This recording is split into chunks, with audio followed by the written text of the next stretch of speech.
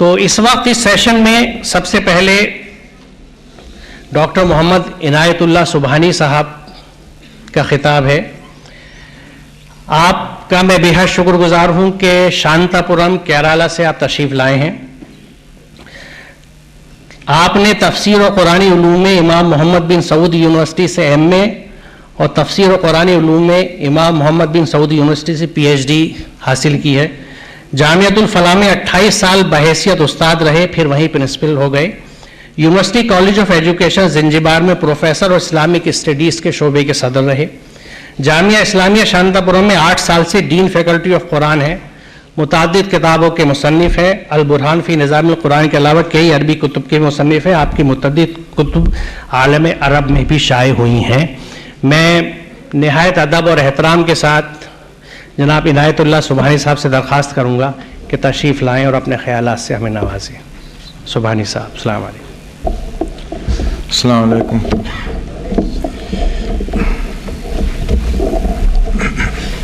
الحمدللہ رب العالمین والصلاة والسلام علی رسولہ الکریم وعلی آلہ واصحابہ اجمعین.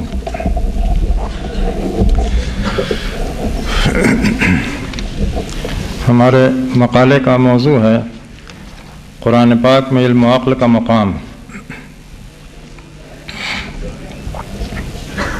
بسم اللہ الرحمن الرحیم.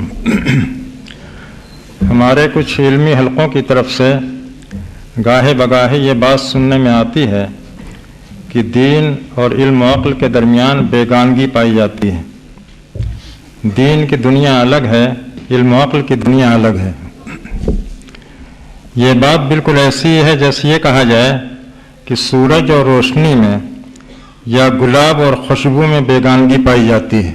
سورج کی دنیا الگ ہے، روشنی کی دنیا الگ ہے، یا گلاب کی دنیا الگ ہے، خوشبو کی دنیا الگ ہے. یہ بات دوسرے مذاہب اور دوسرے ادیان کے سلسلے میں ہو سکتا ہے صحیح ہو، لیکن دین اسلام کے سلسلے میں ذرا بھی صحیح نہیں ہے. اس لیے کہ ہاں معاملہ اس کے بالکل برعکس ہے. دین اسلام نے علم و عقل کو جتنی اہمیت دی ہے اتنی اہمیت کسی بھی دین و مذہب نے نہیں دی ہے. اور قرآن پاک میں عقل کا جتنا چرچا اور علم کی جتنی ترغیب ہے وہ کہیں اور ملنی مشکل ہے. مشکل نہیں، ناممکن ہے. قرآن پاک نے علم و عقل کو کتنی اہمیت دی ہے اس کا اندازہ لگانے کے لیے اس حقیقت کا استحضار کافی ہوگا کہ اس نے انسان کا تعارف اس حیثیت سے کرایا ہے کہ وہ اس زمین پر اللہ کا خلیفہ ہے. سورہ بقرہ میں ارشاد ہوتا ہے وَإِذْ قَالَ رَبُّكَ لِلْمَلَائِكَةِ إِنِّي جَاعِلٌ فِي الْأَرْضِ خلیفہ. یاد کرو اس وقت کو جب تمہارے رب نے فرشتوں سے فرمایا میرا یہ فیصلہ ہے کہ زمین پر اپنا خلیفہ بناؤں گا. چنانچہ اس زمین پر انسان کا منصب یہ ہے کہ وہ اللہ کا خلیفہ ہے.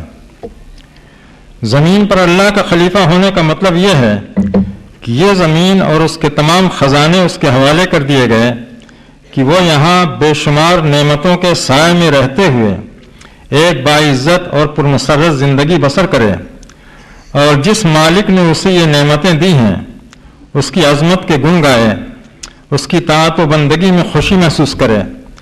اور اگر کوئی اپنے مالک کو بھول جاتا ہے یا اس سے سرکشی کرتا ہے تو اسے راہ راست پر لانے کی کوشش کرے. اس زمین پر اللہ کا خلیفہ بنائے جانے کا مطلب یہ ہے کہ خلافت کی ذمہ داریاں ادا کرنے کے لیے جو جو چیزیں درکار ہوں گی وہ ساری چیزیں انسان کو عطا کی جائیں گی. چنانچہ اللہ تعالیٰ نے انسان کو تمام زمینی مخلوقات میں سب سے زیادہ خوبصورت جسم عطا کیا اور اس جسم کو ان تمام طاقتوں اور صلاحیتوں سے مالا مال کر دیا جو خلافت الہی کی ذمہ داریاں اٹھانے کے لیے ناگزیر تھیں اور جو انسان کے علاوہ کسی اور زمینی مخلوق کو نہیں عطا کی گئیں. انسان کو اس مقصد کے لیے جتنی بھی صلاحیتیں اور قوتیں عطا کی گئی ہیں ان میں سب سے اہم اور بلند تر چیز عقل ہے. خلافت الہی کی ذمہ داریاں ادا کرنے میں عقل کا ہی کلیدی رول ہوتا ہے. یہ عقل نہ ہو تو انسان کی ساری قوتیں اور ساری صلاحیتیں بے معنی ہو جاتی ہیں۔ یہی وجہ ہے قرآن پاک میں انسان سے جتنی باتیں بھی کہی گئی ہیں عقل کے حوالے سے کہی گئی ہیں۔ عقل سے کام لینے کی بار بار اسے دعوت دی گئی ہے، اور اسے کسی ایسی بات کا حکم نہیں دیا گیا ہے جو عقل کے خلاف ہو۔ ایک جگہ ارشاد ہوتا ہے، وہی ہے جو موت و حیات کا مالک ہے، باری باری رات و دن کا آنا جانا اسی کے حکم سے ہوتا ہے، کیا تم عقل سے کام نہیں لیتے؟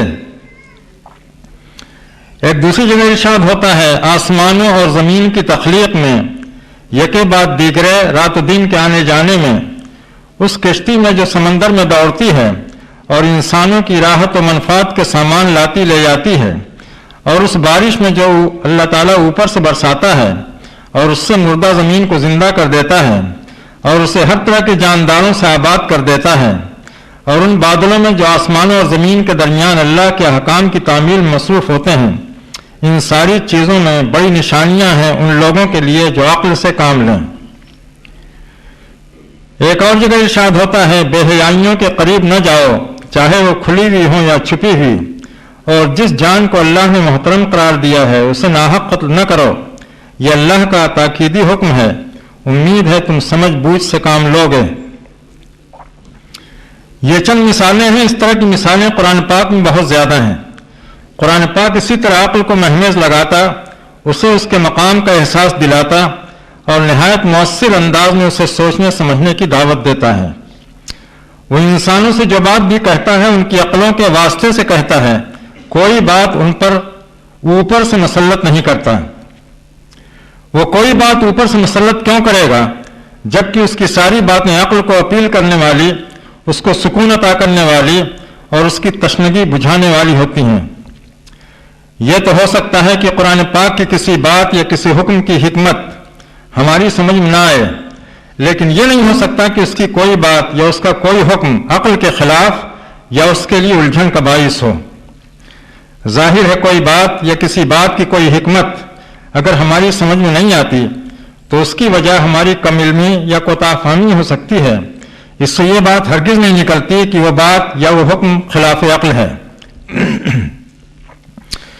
البتہ یہ بات یاد رہے کہ عقل کے اشاروں کو سمجھنے میں انسان بہت دھوکہ کھاتا ہے۔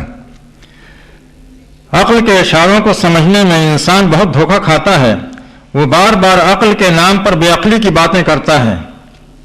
اس کی وجہ یہ ہے کہ انسان کے اندر عقل کے پہلو بپہلو ایک اور چیز بھی رکھی گئی ہے جسے نفس یا نفس امارہ کہا جاتا ہے۔ نفس امارہ کا مطلب یہ ہوتا ہے، نفس امارہ کا مطلب ہوتا ہے برائیوں پر اکسانے والا نفس۔ یہ نفس امارہ شیطان کا ہتھیار ہوتا ہے جو انسان کی آزمائش کے لیے اس کے وجود میں رکھ دیا گیا ہے۔ اس کا کام یہ ہوتا ہے کہ انسان کو نہایت عیاری کے ساتھ صحیح راستے سے ہٹا کر غلط راستے پر ڈال دیتا ہے۔ وہ عقل کے نام پر انسان سے بے عقلی کی حرکتیں کراتا ہے، وہ ایسی ایسی باتیں انسان کو سجھاتا ہے جو بظاہر بڑی خوشنما اور نہایت عاقلانہ ہوتی ہیں، لیکن حقیقت میں وہ نہایت احمقانہ اور نتائج کے لحاظ سے انتہائی نقصان دہ بلکہ بسا اوقات تباہ کن ہوتی ہیں۔ یہی نفس امارہ ہے جس کے بارے میں کہنے والے نے کہا ہے اور بہت صحیح کہا ہے، بڑے موذی کو مارا نفس امارہ کو گر مارا، نہنگو اژدہاؤ شیر نر مارا تو کیا مارا۔ عام طور سے یہ نفس امارہ انسانی عقل پر بری طرح حاوی ہو جاتا ہے، اور اس طرح حاوی ہو جاتا ہے کہ انسان کو محسوس بھی نہیں ہوتا۔ اس وقت صورتحال یہ ہوتی ہے کہ وہ عقل کے پیچھے لٹھ لے کر دوڑتا ہے اور اس خوش فہمی میں رہتا ہے کہ وہ عقل کی جنگ لڑ رہا ہے اور ایوان عقل کے ستون مضبوط کر رہا ہے۔ اس نفس امارہ کی فتنہ سامانیاں اور تباہ کاریاں اس وقت دیکھنے کی ہوتی ہیں جب کوئی ایسا معاملہ درپیش ہو جس سے لوگوں کی محبتیں یا نفرتیں، مصلحتیں یا مضرتیں، دلچسپیاں یا بیزاریاں وابستہ ہوں۔ اس وقت یہ عاقل انسان عارضی جذبات سے مغلوب ہو کر خود اپنی عقل کا دشمن ہو جاتا اور مکمل طور سے نفس امارہ کا غلام بن جاتا ہے۔ یہ کوئی فرضی یا خیالی باتیں نہیں بلکہ واقعات کی دنیا میں عام طور سے یہی ہو رہا ہے۔ یہی وجہ ہے کہ یہ دور گرچہ اقلیت کا دور کہا جاتا ہے، لیکن زندگی کے بہت سے گوشوں میں عقل کی برکتوں سے یکسر محروم ہے۔ دین و مذہب کا معاملہ ہو یا باہمی معاملات و تعلقات کا، یا دوسروں کے ساتھ عدل و انصاف اور ان کے حقوق کی ادائیگی کا، اقلیت کے اس دور میں بھی انسان ان تمام باتوں میں عام طور سے جذبات سے بری طرح مغلوب ہو جاتا ہے۔ وہ عقل کا کوئی مشورہ سننے اور ماننے کا روادار نہیں ہوتا۔ یہ نفس امارہ کبھی تہذیب اور کلچر کی حفاظت کے روپ میں سامنے آتا ہے، کبھی قومی عزت اور ملکی مفاد کے روپ میں سامنے آتا ہے، کبھی خاندانی روایات اور خاندانی وقار کے روپ میں سامنے آتا ہے، کبھی مسلکی عصبیت یا مسلکی حمیت کے روپ میں سامنے آتا ہے، کبھی ذات برادری کے فرق و امتیاز کے روپ میں سامنے آتا ہے، کبھی دین دھرم سے وابستگی اور اس کے لیے قربانی کے روپ میں سامنے آتا ہے، کبھی دیش کی ترقی اور نیک نامی کے روپ میں سامنے آتا ہے، اور نہ جانے کن کن روپوں اور کیسے کیسے بھیسوں میں سامنے آتا ہے، اور اتنے تمطراق اور اتنے تنتنے کے ساتھ آتا ہے کہ عقل اس کے سامنے بالکل بے دست و پا ہو جاتی ہے، وہ نہایت بے بسی کے ساتھ اپنا سر پیٹ کے رہ جاتی ہے۔ یہ تمام جلوے یا یہ سارے بھیس نفس امارہ کے ہوتے ہیں، نہ کہ عقل کے، مگر مفت میں عقل بدنام ہوئی اور یہ سارے بھیس عقل کے سر تھوپ دیے گئے۔ چنانچہ کہنے والے یہ تک کہہ گزرے، عقل عیار ہے 100 بھیس بنا لیتی ہے، عشق بیچارہ نہ ملا ہے نہ زاہد نہ حکیم۔ مگر یہ بات خلاف واقعہ ہے۔ صحیح بات یہ ہے کہ نفس عیار ہے، عقل عیار نہیں بلکہ نفس عیار ہے، 100 بھیس بنا لیتا ہے، اور نفس کی یہی عیاری عقل کے لیے سد راہ یا زنجیر پا ثابت ہوتی ہے۔ یہ ایک حقیقت ہے کہ جہاں نفس اور عقل کی کشمکش ہوگی وہاں عموماً نفس کی فتح اور عقل کی شکست ہوگی۔ اس کشمکش حیات میں عقل کی مثال بالکل ایسی ہوتی ہے جیسے ہوا کے تیز جھونکے میں کسی موم بتی یا تیل سے جلنے والے کسی دیے کی۔ البتہ جہاں عقل اور نفسانیت کی کشمکش نہ ہو وہاں عقل کے کارنامے قابل دید بلکہ محیر العقول ہوتے ہیں۔ آج کی سائنس اور ٹیکنالوجی اسی عقل کے کارنامے ہیں۔ آج کا انسان ایجادات و اختراعات کی دنیا میں کہاں سے کہاں پہنچ گیا اور کچھ نہیں کہا جا سکتا کہ کل وہ کہاں پہنچ جائے گا۔ اس کی وجہ اس کے علاوہ اور کچھ نہیں کہ اس میدان میں اسے کسی کشمکش کا سامنا نہیں ہوتا۔ عقل کو اپنی جولانیاں دکھانے کے لیے خالی میدان حاصل ہوتا ہے جس میں اس کا کوئی حریف نہیں ہوتا۔ اس طرح انسان عقل کی مدد سے اچھا سائنٹسٹ اور اچھے سے اچھا انجینئر بن سکتا ہے۔ وہ عقل کی مدد سے اچھا ڈاکٹر اور اچھے سے اچھا کاریگر بن سکتا ہے۔ وہ عقل کی مدد سے اچھا فنکار اور اچھے سے اچھا اسکالر بن سکتا ہے۔ وہ عقل کی مدد سے وہ سب کچھ بن سکتا ہے جو انسان کے دائرۂ امکان سے باہر نہ ہو۔ البتہ یہ سب کچھ بن جانے کے بعد وہ اس علم و فن یا اس ہنر کو استعمال کہاں کرے، کس مقصد کے لیے کرے اور کس طور سے کرے، اس سلسلے میں اس کے کیا اصول اور کیا ترجیحات ہوں، محض عقل کی بنیاد پر اس کا صحیح فیصلہ کرنے میں ناکام ہوتا ہے۔ اس کی وجہ یہ ہے کہ ان سارے امور میں نفس امارہ عقل کا پیچھا کرتا اور اس پر اتنے حملے کرتا ہے کہ عقل نربس اور پھر بے بس ہو جاتی ہے۔ وہ انسان کو پستی کی طرف جانے سے روکنے میں ناکام رہتی ہے۔ اس کی نہایت واضح مثال البرٹ آئنسٹائن ہے۔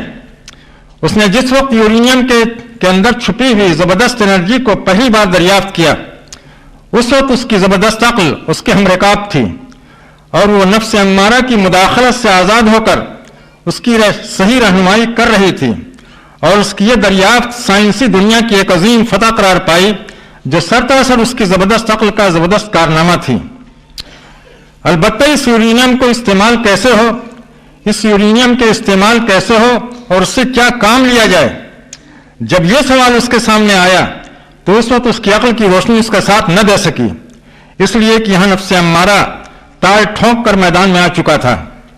جس وقت البرٹ آئنسٹائن نے اس وقت کے صدر امریکہ FD روزویلٹ کو خط لکھا کہ یورینیم کو ایک زبردست سورس آف انرجی کے طور پر استعمال کیا جا سکتا ہے، اس سے نہایت طاقتور ایٹم بم تیار کیا جا سکتا ہے جو سیکنڈوں میں انسانوں کی ایک بہت بڑی بستی کو کھنڈر میں تبدیل کر سکتا ہے۔ جس وقت آئنسٹائن نے صدر امریکہ کو اس طرح کا خط لکھا تھا اور اس خط میں نہ صرف اسے ایٹم بم بنانے کا فارمولہ فراہم کیا تھا بلکہ اسے اس سلسلے میں جلدی کرنے اور بلا تاخیر ضروری اقدامات کرنے پر ابھارا تھا، جس وقت آئنسٹائن نے یہ خطرناک قدم اٹھایا تھا اس وقت وہ عقل کی روشنی اور عقل کی رہنمائی میں نہیں تھا، اس وقت مکمل طور سے نفس امارہ کے شکنجے میں تھا۔ ظاہر ہے کوئی انسانی عقل کبھی اس بات کا مشورہ نہیں دے سکتی کہ کوئی ایسا ہتھیار یا کوئی ایسا بم تیار کیا جائے جو سیکنڈوں میں خوبصورت انسانی آبادیوں کو ویران کھنڈرات میں تبدیل کر دے اور ہزاروں لاکھوں بے گناہ انسانوں اور معصوم بچوں کو موت کی نیند سلا دے یا انہیں ذہنی اور جسمانی لحاظ سے بالکل بیکار کر کے چھوڑ دے۔ یہ سجھاؤ اگر دے سکتا ہے تو نفس امارہ ہی دے سکتا ہے جو ہمیشہ عقل کا دشمن ہوتا ہے اور جو اچھے اچھے دانشوروں کو منہ کے بل پٹک دیتا ہے اور ان سے ایسی ایسی حرکتیں کرواتا ہے کہ ایک عام انسان بھی ان پر تعجب کرتا اور اپنا سر پیٹ کے رہ جاتا ہے۔ نفس امارہ اور عقل کی کشمکش اور اس کشمکش میں نفس امارہ کی فتح اور عقل کی شکست کا منظر اس وقت بالکل جب انسان جذباتی کیفیت سے دوچار ہوتا ہے، جب وہ نفرت یا محبت، خوشی یا غصے، خوف یا طمع کی حالت میں ہوتا ہے، اس وقت نفس امارہ پوری طرح اس پر غالب ہوتا ہے اور عقل کی آواز سننے کے لیے اس کے کان بالکل بہرے ہو جاتے ہیں۔ چنانچہ آج کے انسان اس زمین پر اپنی آنکھوں سے بالکل ہی دو متضاد مناظر دیکھ رہا ہے۔ ایک طرف وہ سائنس اور ٹیکنالوجی کی حیرت انگیز ترقیاں دیکھ رہا ہے جن کا آج سے چند سال پہلے کوئی تصور ہی نہیں تھا۔ اس سے یہ احساس ہوتا ہے کہ انسان آج ترقی کے بام عروج پر ہے۔ دوسری طرف وہ انسانی بستیوں سے انسانیت اور بھرمنساہت کے جنازے اٹھتے دیکھ رہا ہے، ہر چہار سو اخلاقی قدروں اور انسانی تہذیب کی دھجیاں اڑتے دیکھ رہا ہے۔ جدھر بھی نظر اٹھ جائے حد سے بڑھی ہوئی بے حیائی، بے شرمی، بے رحمی، بے مروتی، بد اخلاقی اور درندوں کو بھی شرما دینے والی درندگی دیکھ رہا ہے۔ طرفہ تماشا یہ کہ جو ممالک یا جو انسانی سماج سائنس اور ٹیکنالوجی میں جتنے آگے ہیں، اخلاقی کرپشن اور تہذیبی دیوالیاپن میں بھی اتنے ہی آگے ہیں۔ کہنے والے نے کتنی صحیح بات کہی ہے، ڈھونڈنے والا ستاروں کی گزرگاہوں کا اپنے افکار کی دنیا میں سفر کر نہ سکا، اپنی حکمت کے خموں پیچ میں الجھا ایسا آج تک فیصلہ نفع و ضرر کر نہ سکا۔ جس نے سورج کی شعاعوں کو گرفتار کیا، زندگی کی شب تاریک سحر کر نہ سکا۔ یہاں پہنچ کر یہ بات سمجھ میں آتی ہے کہ یہ عقل رکھنے والا انسان عقل کی روشنی رکھتے ہوئے بھی کیوں کر گمراہ ہو جاتا ہے، اور یہ بات بھی واضح ہو جاتی ہے کہ انسان کے عقل و خرد سے مالا مال ہونے کے باوجود اللہ تعالیٰ نے ہر زمانے اور ہر بستی میں اتنے سارے انبیاء اور رسول کیوں بھیجے اور ان رسولوں اور نبیوں کے ساتھ اپنی کتابیں کیوں بھیجیں۔ اللہ تعالیٰ نے یہ کتابیں عقل کو معطل کرنے کے لیے نہیں بھیجیں بلکہ اس لیے بھیجیں کہ ان کے ذریعے نفس امارہ کے حملوں سے عقل کی حفاظت ہو۔ چنانچہ اسی مقصد سے ہر دور اور ہر خطے میں اللہ کے نبی آتے رہے، وہ عقل کے دروازوں پر دستک دیتے رہے، وہ عقل کی بجھتی ہوئی قندیلوں کو اپنے خونی جگر کے روغن سے روشن کرتے رہے۔ وہ انسانوں کو نفس امارہ کی اندھی پیروی کرنے کے بجائے عقل کی روشنی میں زندگی گزارنے کی دعوت دیتے رہے۔ انسانی تاریخ کی یہ بھی ایک زبردست ٹریجڈی ہے کہ جو الہامی کتابیں اس لیے آتی رہیں کہ انسانی عقلوں کو جگائیں، بجھتی ہوئی قندیلوں میں روغن ڈال کر ان کی لو کو تیز کریں، عقل سلیم کو نفس امارہ کے حملوں کا مقابلہ کرنے کی تربیت دیں، خود وہی کتابیں اپنے ماننے والوں کی غفلت یا نادانی یا بے توفیقی سے رفتہ رفتہ نفس امارہ کی چیرادستیوں کا شکار ہو جاتی رہیں۔ سب سے آخر میں ہماری قسمت سے اللہ تعالیٰ نے ایک ایسی کتاب بھیجی جس کی حفاظت کا اس نے خود ذمہ لیا۔ فرمایا اس کتاب میں باطل کے دراندازی کرنے کا کوئی امکان نہیں ہے۔ لا یأتیہ الباطل من بین یدیہ ولا من خلفہ تنزیل من حکیم حمید۔ یہی کتاب ہے جسے دنیا قرآن پاک کے نام سے جانتی ہے۔ یہ کتاب شروع سے آخر تک انسانی عقل سے خطاب کرتی ہے اور اسے فطرت کا بھولا ہوا سبق یاد دلاتی ہے، اور چونکہ براہ راست انسانی عقل سے خطاب کرتی ہے اسی لیے اگر عقل کی روشنی بجھی نہ ہو تو وہ بے تأمل اس کی دعوت پر لبیک کہتی اور اسی میں اپنا کھویا ہوا سکون اور اپنا کھویا ہوا مقام تلاش کرتی ہے۔ اس کتاب نے انسانی عقل کو جو عزت دی ہے اور جتنا اس کا رتبہ بڑھایا ہے یہ اسی کتاب کے ساتھ خاص ہے۔ اس حیثیت سے کوئی بھی دوسری کتاب اس کے مقابلے میں نہیں پیش کی جا سکتی۔ یہاں ہم چند آیات کا حوالہ دیتے ہیں جن سے یہ بات روز روشن کی طرح واضح ہو جائے گی۔ ایک جگہ قرآن پاک میں آیا ہے جسے حکمت یعنی عقل و فہم کی نعمت مل گئی اسے خیر کا خزانہ مل گیا، نصیحت تو عقل والے ہی حاصل کرتے ہیں۔ ایک دوسری جگہ فرمایا یہ باتیں ہم بیان کرتے ہیں لوگوں کے لیے، ان کو نہیں سمجھ سکتے مگر وہی لوگ جو علم و فہم رکھتے ہوں۔ ایک تیسری جگہ فرمایا وہ جہنمی کہیں گے اگر ہم رسولوں کی باتیں سنتے یا عقل سے کام لیتے تو جہنم میں جانے والوں میں سے نہ ہوتے۔ ایک چوتھی جگہ فرمایا تم انہیں سمجھتے ہو کہ اکٹھے ہیں مگر ان کے دل پھٹے ہوئے ہیں، ایسا اس وجہ سے ہے کہ وہ عقل سے کام نہیں لے رہے ہیں۔ یہ چند آیات ہیں، ورنہ قرآن پاک میں اس طرح کی آیات بہت ہیں۔ یہ آیات یہ واضح کرنے کے لیے کافی ہیں کہ قرآن پاک نے عقل انسانی کو بہت عزت دی ہے، قطع نظر اس سے کہ وہ کسی کافر و مشرک کی عقل ہو یا کسی حق پرست اور خدا پرست انسان کی، وہ کسی یہودی یا عیسائی کی عقل ہے یا کسی مومن و مسلم شخص کی۔ اس کی وجہ یہ ہے کہ انسان تو کافر و مشرک یا یہودی یا عیسائی ہوتا ہے مگر عقل ہمیشہ مسلم اور حق پرست ہوتی ہے، اور اگر کسی دباؤ میں نہ ہو تو وہ حق کی طرف ہی انگلی اٹھاتی اور حق کا راستہ دکھاتی ہے۔ قرآن پاک جس وقت نازل ہو رہا تھا، جس وقت نازل ہونا شروع ہوا، اس وقت پورا انسانی سماج ہی کفر و شرک میں مبتلا تھا۔ کوئی بت پرست تھا، کوئی آتش پرست تھا، کوئی عزیر پرست تھا، کوئی مسیح پرست تھا، کوئی نفس پرست تھا، کوئی روایت پرست تھا۔ اس وقت کا پورا سماج رنگ برنگ کی پرستشوں کے جال میں بری طرح پھنسا ہوا تھا۔ اس کے باوجود قرآن پاک نے ان کی عقلوں سے خطاب کیا اور یہ خطاب بے اثر نہیں رہا۔ ان کی عقلوں نے قرآن پاک کے پیغام کو سنا اور انہیں اس کا خیر مقدم کرنے کا مشورہ دیا۔ جن لوگوں نے عقل کے مشورے پر کان دھرا وہ صحیح راہ پر آ گئے، جنہوں نے اس کے مشورے کو اہمیت نہیں دی وہ بھٹکتے ہی رہ گئے۔ حقیقت یہ ہے کہ انسان اپنے رتبہ و مقام کو اسی وقت پہچان سکتا ہے جب وہ اپنی عقل کی قدر و قیمت کو پہچانے۔ عقل کی قدر شناسی دنیا میں بھی قوموں کو بلندیوں سے ہمکنار کرتی ہے اور آخرت کی کامرانیاں بھی اسی سے حاصل ہوں گی۔ مگر ضروری ہے کہ ہم نفس اور عقل میں فرق کریں اور نفس کی عیاریوں اور فتنہ ترازیوں کو عقل کے کھاتے میں ڈالنے کی غلطی نہ کریں۔ عقل ایک چراغ ہے اور چراغ کا کام روشنی بکھیرنا ہے۔ اگر چراغ بجھا ہوا نہیں ہے تو وہ لازماً راستے میں روشنی بکھیرے گا اور کسی گڈھے یا کسی کنویں میں گرنے یا کسی دیوار سے ٹکرا جانے سے بچائے گا۔ البتہ چراغ کی روشنی سے فائدہ اٹھانے کے لیے ضروری ہوتا ہے کہ انسان نشے کی حالت میں نہ ہو یا اس نے اپنی آنکھوں پر کالی پٹی نہ باندھ رکھی ہو۔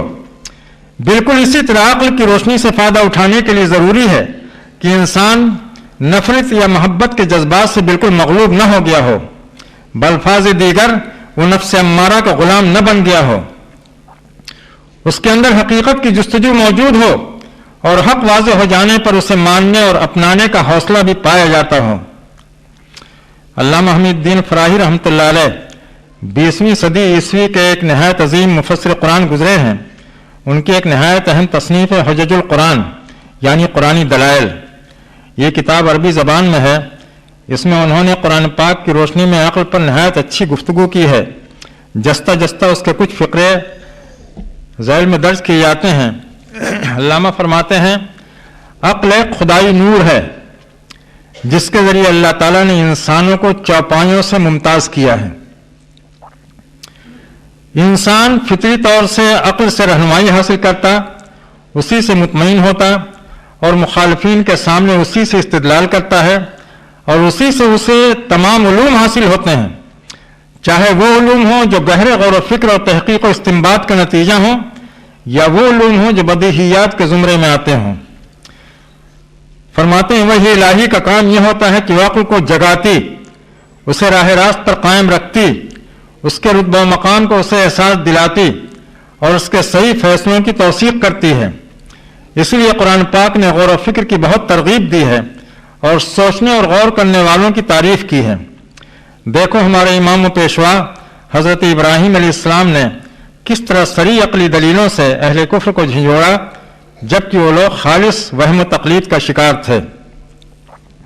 وہ مزید فرماتے ہیں یہ ایک حقیقت ہے کہ عقل کی رہنمائی، علم کی دستگیری اور عمل صالح کے اہتمام کے بغیر نجات ممکن نہیں، کہ عقل ہی انسان کی ہمدم دیرینہ، علم ہی اس کا سب سے مضبوط سہارا اور عمل صالح ہی اس کی سب سے بڑی کامیابی کا سب سے بہتر راستہ ہے۔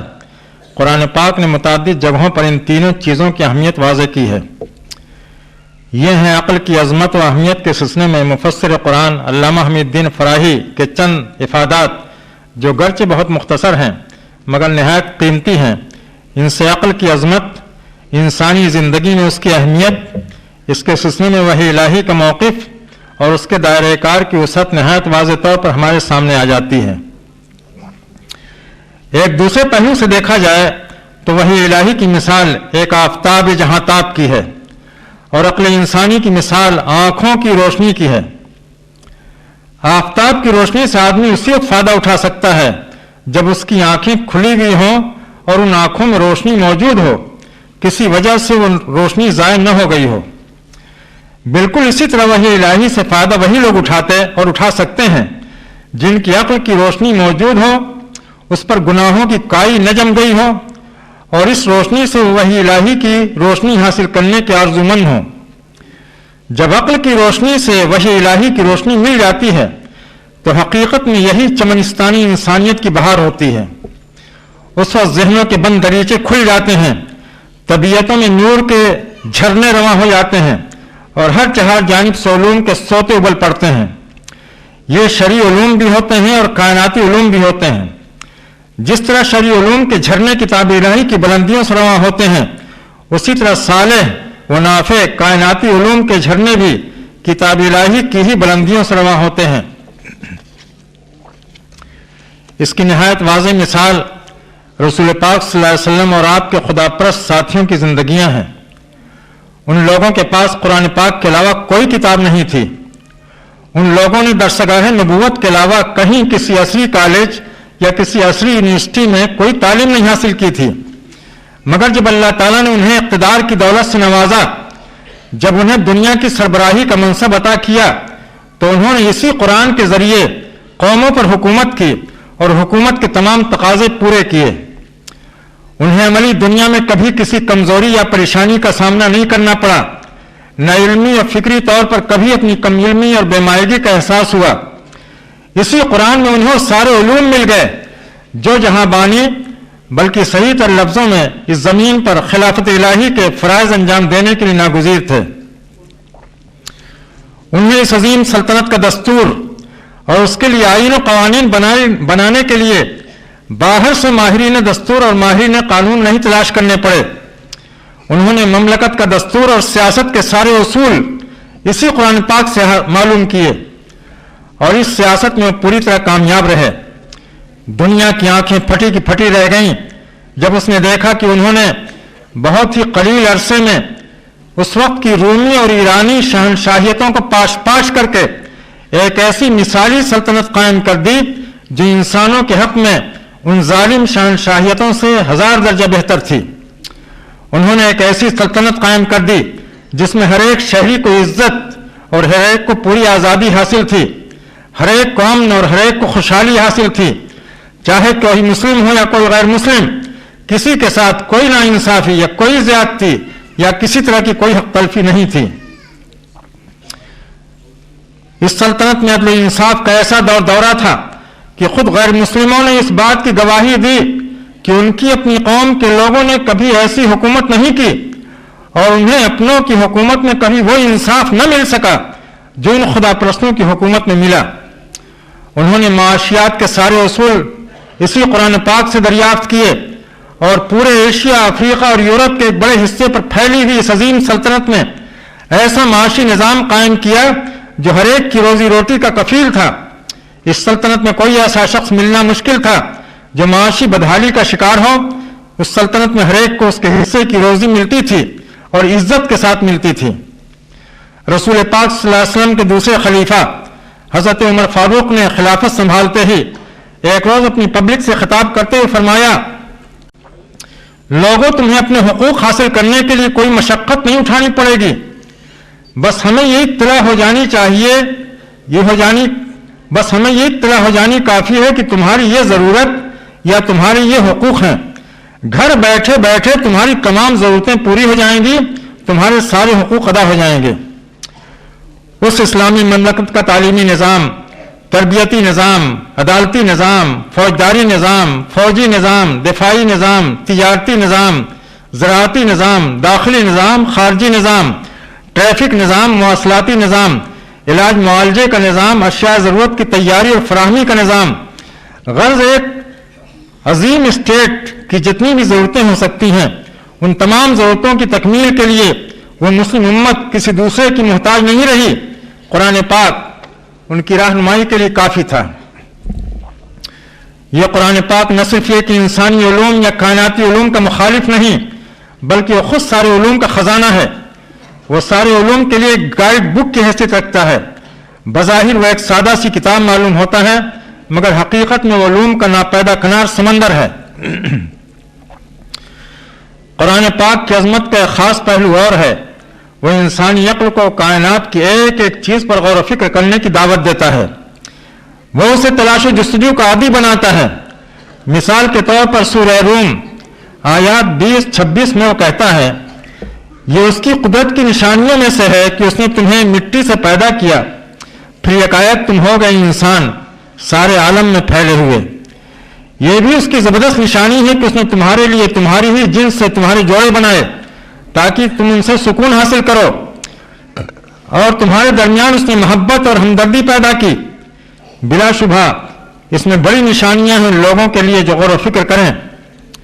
اس کی زبردست نشانیوں میں سے آسمانوں اور زمین کی تخلیق بھی ہے. تمہاری الگ الگ زبانیں اور بھانت بھانت کے رنگ بھی ہیں. بے شک ان کے اندر بڑی نشانیاں ہیں جاننے والوں کے لیے. راتوں اور دن میں تمہارا سونا اور اس کا فضل حاصل کرنے کے لیے تمہارا جدوجہد کرنا، یہ بھی اس کی نشانیوں میں سے ہے. بے شک اس میں سوچنے کی بہت سے پہلو ہیں ان لوگوں کے لیے جو سنتے ہوں. اس کی نشانیوں میں سے یہ بھی ہے کہ تمہیں بجلی کی چمک دکھاتا ہے جس میں خوف کا پہلو بھی ہوتا ہے اور امید کی کرن بھی، اور وہ اوپر سے پانی برساتا ہے جس سے زمین میں زندگی کی لہر دوڑا دیتا ہے جبکہ زمین بالکل مردہ ہو چکی ہوتی ہے. بے شک اس میں بڑی نشانیاں ہیں ان لوگوں کے لیے جو عقل سے کام لیں. یہ بھی اس کی کتنی بڑی نشانی ہے کہ آسمان اور زمین اسی کے حکم سے قائم ہیں. پھر ایسا بھی ہوگا کہ وہ تمہیں ایک آواز دے گا اور تم زمین سے باہر آ جاؤ گے. آسمانوں اور زمین میں جو کچھ ہے اسی کا ہے، سب اسی کے آگے سرفگندہ ہیں. ایک ہی مقام پر وہ غور و فکر کے لیے خدا کی رحمت اور ربوبیت اور قدرت کے اتنے سارے جلوے سامنے رکھ دیتا ہے کہ انسان اگر غور کرے تو ہفتوں مہینوں اسی میں ڈوبا رہے. اس طرح قرآن پاک کی رہنمائی اور سرپرستی میں تربیت پانے والی عقل کے اندر بحث و تحقیق اور اختراع و ابتکار کی زبردست صلاحیت پیدا ہو جاتی ہے اور رفتہ رفتہ اس میں بلا کی زرخیزی آ جاتی ہے. قرن اول کے مسلمانوں نے چونکہ قرآن پاک کے ہی زیر سایہ تربیت پائی تھی، قرآن پاک ہی ان کا اوڑھنا بچھونا اور ان کے شب و روز کا ساتھی تھا، وہی ان کی روح کا سکون، ان کی آنکھوں کا نور اور ان کے ساز دل کا سب سے پیارا نغمہ تھا. اس وجہ سے قرآن پاک کی روشنی انہیں بھرپور طریقے سے حاصل ہوئی. انہوں نے ہر چیز قرآن پاک کی روشنی میں دیکھی اور قرآنی روشنی نے ان کے لیے کائنات کے سارے راز روشن کر دیے. اس طرح شرعی علوم کے پہلو بپہلو کائناتی علوم کے بھی سارے دروازے ان پر کھل گئے. یہ اسی قرآنی تربیت کا نتیجہ تھا کہ وہ اس دنیا میں سائنسی علوم کے بانی قرار پائے. اس مسلم امت سے پہلے دنیا میں کہیں سائنس کا وجود نہیں تھا. بس کچھ فارمولے تھے، کچھ ذہنی فارمولے تھے جو محض ظن و قیاس پر مبنی تھے. وہ کسی سائنسی تجربے سے نہیں گزرے تھے. یہ مسلم امت کی حقیقت پسندانہ جستجو تھی کہ انہوں نے اس وقت تک کسی فارمولے کو تسلیم نہیں کیا جب تک عملی تجربے کے مرحلے سے اسے گزار نہیں لیا۔ اس وقت یہ بات چھان بین کرنا سیکھا تھا۔ چنانچہ اس امت نے نہ صرف عقلی طور پر ان حقائق کا سراغ لگایا بلکہ عملاً انہیں تجربات کی دنیا سے گزار کر اپنی دریافتوں کے صحیح ہونے کا یقین حاصل کیا۔ یہاں یہ سوال کیا جا سکتا ہے کہ اگر مسلم امت نے سائنس اور سائنسی علوم کی داغ بیل ڈالی اور ان میدانوں میں انہوں نے کوئی قابل ذکر کام کیا ہے تو اس کا ثبوت کیا ہے؟ اس کے واضح ثبوت تاریخ کے صفحات میں موجود ہیں۔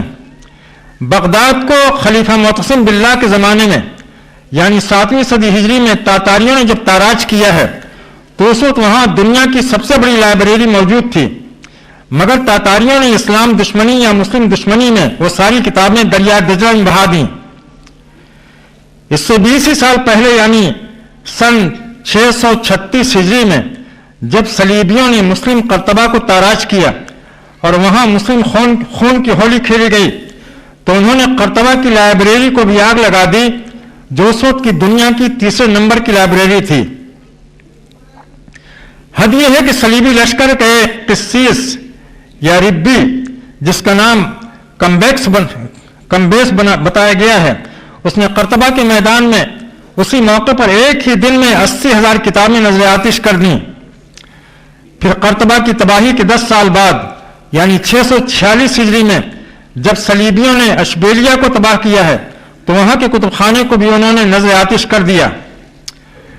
قاہرہ کی عظیم لائبریری تھی جو مکتبہ دارالحکمت کے نام سے معروف تھی۔ تاریخ بتاتی ہے کہ اس میں 1/2 ملین کتابیں تھیں، جس کو کون سی زمین یا کون سا آسمان نگل گیا اس کا آج تک پتہ نہیں چل سکا۔ حقیقت یہ ہے کہ ڈاکٹر اقبال کی یہ دردانگیز اشعار اپنے اندر بڑی معنویت رکھتے ہیں۔ حکومت کا تو کیا رونا کہ وہ ایک عارضی شے تھی، نہیں دنیا کے آئینے مسلم سے کوئی چارہ، مگر وہ علم کے موتی کتابیں اپنے آبا کی، جو دیکھیں ان کو یورپ میں تو دل ہوتا ہے سپارہ۔ یہاں یہ سوال پیدا ہوتا ہے کہ اگر یہ ساری کتابیں جلا دی گئی تھیں یا دریائے دجلہ میں بہا دی گئی تھیں جیسا کہ تاریخ کا بیان ہے تو ڈاکٹر اقبال کو یورپ کی لائبریریوں میں اپنے آبا کی وہ کتابیں کہاں سے نظر آ گئیں؟ حقیقت یہ ہے کہ ایک تاریخی پروپیگنڈا ہے۔ ان ساری تحقیقات، علمی تجربات اور سائنسی اکتشافات کا صحرا یورپ کے سر باندھنے کے لیے، اور یہ کوئی تعجب کی بات نہیں ہے۔ اس طرح کی چوریاں اور اس طرح کی خیانتیں مغربی تہذیب میں معیوب نہیں ہیں۔ البتہ خاص بات یہ ہے کہ اہل مغرب ان چوریوں اور ان خیانتوں کو چھپانے کا ہنر جانتے ہیں۔ وہ حقائق پر ایسا خوبصورت غلاف چڑھا دیتے ہیں کہ نگاہیں عام طور سے دھوکہ کھا جاتی ہیں۔ مغربی تہذیب کی اس چوری اور پھر سینہ زوری میں اگر کسی کو شک ہو تو تازہ حالات کے آئینے میں اس کے چہرے کی یہ سیاہیاں بخوبی دیکھ سکتا ہے اور اس کے حال سے اس کے ماضی کو سمجھ سکتا ہے۔ ابھی 10 سال پہلے یعنی سن 2003 عیسوی میں جب عراق پر امریکی اور انگریزی فوجوں نے حملہ کیا ہے تو اس حملے کے دوسرے ہی دن بغداد کی سب سے پرانی اور تاریخی لائبریری میں ان فوجوں نے جیسی لوٹا لوٹ مچائی ہے وہ دیکھنے کی چیز تھی۔ تاریخی مخطوطات اور نادر کتابوں کے ہزاروں کارٹن یہ جہازوں پر لاد کر اپنے یہاں اٹھا لے گئے، اور جب عالمی میڈیا میں اس کا چرچا ہوا اور بہتوں کی طرف سے اس کی مذمت ہوئی تو دوسرے دن دنیا کی آنکھوں میں دھول جھونکنے کے لیے ردی کاغذات سے بھرے ہوئے کارٹن بغداد ایئرپورٹ پر اتار دیے گئے، گویا انہوں نے وہ لوٹا ہوا مال نہایت ایمانداری کے ساتھ واپس کر دیا۔ ٹیلی ویژن پر بیٹھے ہوئے خاصے لوگ یہ سارا کھیل تماشا دیکھ رہے تھے اور انگشت بدنداں تھے کہ اوپر سے چمکتی ہوئی تہذیب اندر سے کتنی کالی اور کس قدر عیار ہے۔ کچھ بعید نہیں کہ اسی طرح کی حرکت انہوں نے قدیم مسلم لائبریریوں کے ساتھ بھی کی ہو، کچھ ردی کاغذات جلا کر یہ پروپیگنڈا کیا ہو کہ وہ ساری کتابیں جلا دی گئیں، پھر وہ ساری کتابیں لے جا کر اپنی لائبریری میں محفوظ کر دی ہوں۔ یہ ایک ناقابل انکار حقیقت ہے کہ موجودہ مغربی تہذیب کی ساری چمک دمک قدیم مسلم تہذیب کی مرہونی منت ہے۔ اگر اس مسلم تہذیب نے ماضی میں سائنسی علوم کی داغ بیل نہ ڈالی ہوتی تو آج کی مغربی تہذیب علم و تمدن میں کتنا پیچھے ہوتی اس کا اندازہ کرنا مشکل ہے۔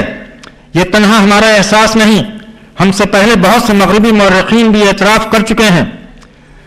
تاریخی انسانیت کی ایک ایسی عجیب و غریب کہانی ہے کہ مسلم امت نے اس گلشن انسانیت کو بنانے سنوارنے میں اپنا سب کچھ لگا دیا، اپنے خون جگر سے اس چمن کو سینچا اور شاداب کیا، اور اپنی بے حساب قربانیوں اور سرفروشیوں سے انسانی دنیا کو علم و تمدن کی بلندیوں سے آشنا کیا۔ پھر ہوا یہ کہ ان شاندار کارناموں کا تاج اس کے سر سے اتار کر دوسروں کے سروں پر رکھ دیا گیا، مگر اس میں اغیار کا جتنا قصور ہے اس سے کہیں زیادہ قصور خود اپنا یا اپنی حکومتوں اور حکمرانوں کا ہے۔ لہذا ہم اغیار کو ملامت کیا کریں اور کس منہ سے کریں؟ یہ حقیقت ہے کہ عباسی دور حکومت میں مسلم حکمرانوں کی ناقبت اندیشی سے عالم اسلام پر یونانی لٹریچر کی زبردست الغار ہوئی، جس نے امت اسلام کی علمی اور فکری بنیادیں ہلا کر رکھ دیں۔ اس الغار کا نتیجہ یہ ہوا کہ دل و دماغ میں قرآن پاک کی جو روشنی دمک رہی تھی دھیرے دھیرے اور نہایت مدھم پڑ گئی۔ فرزندان اسلام کے سوچنے سمجھنے کے انداز بدل گئے، وہ ان افکار و مسائل میں الجھ گئے جو عقل مسلم کے لیے کسی کینسر سے کم خطرناک نہ تھے۔ چنانچہ رفتہ رفتہ عقل کی ساری زرخیزی اور صحت مندی ختم ہوتی گئی، ذہنوں پر بری طرح جمود کی کیفیت طاری ہو گئی، سینوں میں بلند ولولوں کی جو انگیٹھیاں دہک رہی تھیں وہ بجھ کر رہ گئیں۔ اس طرح وہ امت جس کی ایک زمانے سے سارے عالم میں دھوم مچی ہوئی تھی دیکھتے دیکھتے منظر سے غائب ہو گئی، اور اس طرح غائب ہوئی کہ پھر دوبارہ اسے ابھرنا نصیب نہ ہوا۔ اتنا ہی نہیں کہ وہ منظر سے غائب ہو گئی بلکہ اس کی سینکڑوں سالہ شاندار تاریخ بھی اندھیرے میں چلی گئی، یا یوں کہہ لیجئے کہ وہ دوسروں کی جھولی میں چلی گئی۔ آج جب ہم اس مسلم امت کے بارے میں ایک انگریز مورخ جوزیف ماکیب کے یہ احساسات پڑھتے ہیں، آج تک کسی ایسی قوم پر سورج طلوع نہیں ہوا جو اسپین کے عرب مسلمانوں سے بڑھ کر ہو۔ اس دنیا میں اب تک کوئی ایسی قوم نہیں آئی جس کی زندگی ان سے زیادہ پاکیزہ ہو، جس کے اندر جمالیات کا ان سے زیادہ بلند ذوق ہو، اور جس کے اندر بڑے بڑے کارنامے انجام دینے کا ان سے زیادہ حوصلہ اور سلیقہ ہو۔ وہ مزید لکھتا ہے، اسپین کے عرب اگر پورے یورپ کو فتح کر لینے میں کامیاب ہو جاتے اور وہاں وہ لوگ 200 سال رہ لیتے اور اپنے شہر بسا لیتے جس طرح انہوں نے اسپین میں کیا، تو ترقی کے جس مقام تک اس وقت ہم پہنچ سکے ہیں آج اس سے 500 سال ہم آگے ہوتے۔ آج جب ہم اس مسلم امت کے بارے میں جوزیف ماکیب کا تجزیہ پڑھتے ہیں، پھر امت مسلمہ کی موجودہ صورتحال دیکھتے ہیں، تو بے اختیار شاعر اسلام ڈاکٹر اقبال کا شعر ذہن میں گونجنے لگتا ہے، گنوا دی ہم نے جو اسلاف سے میراث پائی تھی، ثریا سے زمیں پر آسمان نے ہم کو دے مارا۔ یہاں فطری طور پر یہ سوال پیدا ہوتا ہے کہ علم و تمدن کی سب سے اونچی چوٹی پر بسیرا کرنے والی قوم اس طرح پستیوں میں کیوں کر لڑک گئی، اور لڑکی بھی تو اس طرح کہ اسے دوبارہ اٹھنا نصیب نہیں ہوا؟ اس کا جواب بالکل واضح ہے۔ اس امت کی تمام علمی فتوحات، اس کی تمام فکری پیش قدمیاں اور عقلی ترقیاں قرآن پاک کی ہی مرہون منت تھیں۔ قرآن پاک نہیں تھا تو اس امت کا کہیں نام و نشان نہیں تھا۔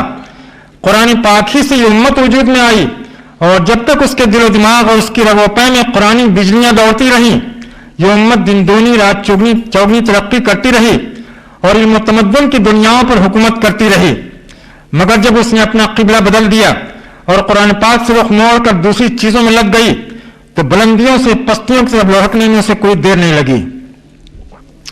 اور مسلم امت کا بلندیوں سے پستیوں کی طرف لڑکنا خالی اس امت کا لڑکنا نہ تھا بلکہ پوری انسانی برادری کا لڑکنا تھا۔ یہ علم و تمدن اور سائنس کی دنیا کا انقلاب تھا۔ یہ انقلاب ترقی اور بلندی کی طرف لے جانے والا انقلاب نہ تھا بلکہ زوال اور پستی کی طرف لوٹانے والا انقلاب تھا۔ یہ بات پہلے آ چکی ہے کہ سائنس مسلم امت کی ایجاد ہے، اور مسلم امت نے اس میدان میں جتنی بھی ترقیاں کی وہ سب قرآن پاک کا ہی فیض تھیں۔ چنانچہ جب تک سائنس اور قرآن پاک کا گہرا رشتہ باقی رہا اور وہ خدا ترس ہاتھوں میں پروان چڑھتی رہی، انسانوں کے لیے رحمت بنی رہی، مگر جب وہ خدا ترس ہاتھوں سے نکل کر دوسرے ہاتھوں میں آ گئی، جب اسے اس کے سرچشمے اول یعنی قرآن پاک سے کاٹ دیا گیا اور اسے گھٹیا مقاصد کے لیے استعمال کیا جانے لگا، تو صورتحال بالکل بدل گئی۔ وہ صورتحال آج سب کے سامنے ہے، وہ سائنسی علوم جنہیں مسلم امت نے دریافت کیا تھا انسانوں کی راحت اور ترقی کے لیے، یا دوسرے لفظوں میں اس زمین پر خلافت الہی کی ذمہ داریاں ادا کرنے کے لیے، آج وہی علوم انسانوں کے امن و سکون کو چیلنج کر رہے ہیں۔ وہ دنیا کی ہماگیر تباہی و بربادی کی دھمکی دے رہے ہیں۔ آج انہی سائنسی ترقیوں کی بدولت دنیا جہنم کا ایک ٹکڑا بن گئی ہے اور انسانیت سکون کا ایک سانس لینے کے لیے ترس رہی ہے۔ آج دنیا کے بگڑے ہوئے حالات خود پکار کر کہہ رہے ہیں کہ انسانوں ہوش میں آ جاؤ، اس کائنات کے خالق و مالک سے بغاوت کر کے اور اس کی بھیجی ہوئی کتاب سے دشمنی کر کے تم کبھی سکون نہیں پا سکتے، نہیں زندگی میں سکون پا سکتے ہو، نہیں زندگی کے بعد آنے والی دوسری زندگی میں۔ تمہارا علم و تمدن اس وقت تک تمہارے لیے باعث خیر و رحمت نہیں بن سکتا جب تک تم اسے کتاب الہی سے ہم آہنگ نہ کرو۔ تم اگر عقل کے علم بردار ہو تو تمہارے رب نے تمہیں عقل دی ہی اس لیے ہے کہ تم اس کی قدر کرو اور اس کی روشنی سے بھرپور فائدہ اٹھاؤ، مگر اس سے ہوشیار رہو کہ شیطان تمہاری عقل کو ہائی جیک نہ کر لے۔ شیطان تمہارا دشمن ہے، کبھی اس کی دوستی کے دھوکے میں نہ آنا۔ شیطان کے حملوں سے اگر کوئی چیز تمہیں بچا سکتی ہے تو صرف تمہارے رب کی کتاب ہے۔ یہ کتاب تمہاری دنیا بھی بنا دے گی اور آخرت بھی سنوار دے گی۔ آج پوری دنیا کے دل دہلا دینے والے حالات اور ہوشربا حادثات اپنی خاموش زبان سے برابر یہ پیغام نشر کر رہے ہیں، کاش سننے والے کان اس پیغام کو سن سکتے۔ وآخر دعوانا الحمدللہ رب العالمین۔